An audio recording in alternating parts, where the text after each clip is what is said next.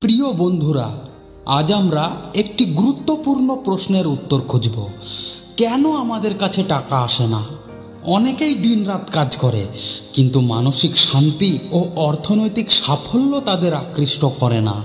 এর পেছনে কিছু কারণ আছে যা আমরা সমাধান করার চেষ্টা করব। নাম্বার 1, ভুল ধারণা। আমরা অনেক সময় টাকা পয়সার সম্পর্কে কিছু ভুল ধারণা ধারণ করি। মনে করি টাকা কেবলমাত্র দালাল বা ধনীদের জন্য, কিন্তু আসলে টাকা একটি সরঞ্জাম। আমাদের উচিত এটি কিভাবে ব্যবহার করা যায় তা বোঝা। নাম্বার 2, সামর্থ্য ও দক্ষতা।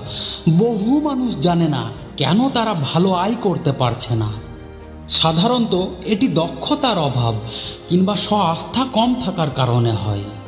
আমাদের নিজেদের দক্ষতা বাড়াতে হবে এবং সঠিক সুযোগগুলোর জন্য প্রস্তুত থাকতে হবে। নাম্বার 3, পরিকল্পনার অভাব। অনেকেই যেন তেনভাবে জীবনযাপন করে। অর্থনৈতিক পরিকল্পনা না থাকলে টাকা তাদের কাছে আসবেই না। আমাদের একটি সুস্পষ্ট পরিকল্পনা করতে হবে। খরচ ও সঞ্চয় উভয়ের ওপর নজর রাখা জরুরি। নাম্বার 4, অভিযোজনের অভাব। সুযোগের সাথে চলতে না পারলে টাকা আসা বন্ধ।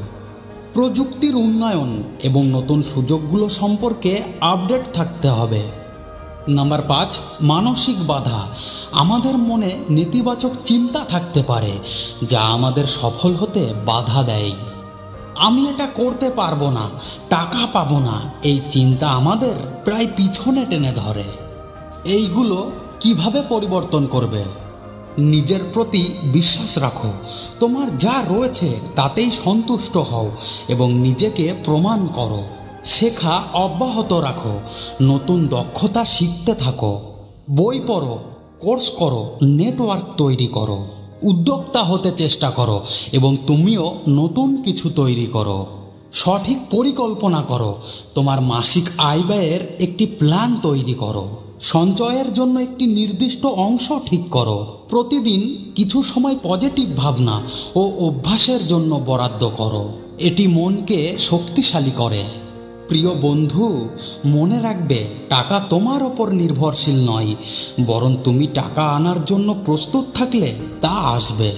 তোমার নিজের উন্নতির জন্য কাজ করো এবং দেখো কিভাবে জীবন সুন্দর হয়ে ওঠে। ভিডিওটি ভালো লাগলে চ্যানেলটিকে অবশ্যই সাবস্ক্রাইব করে রাখুন। দেখা হচ্ছে পরের ভিডিওতে।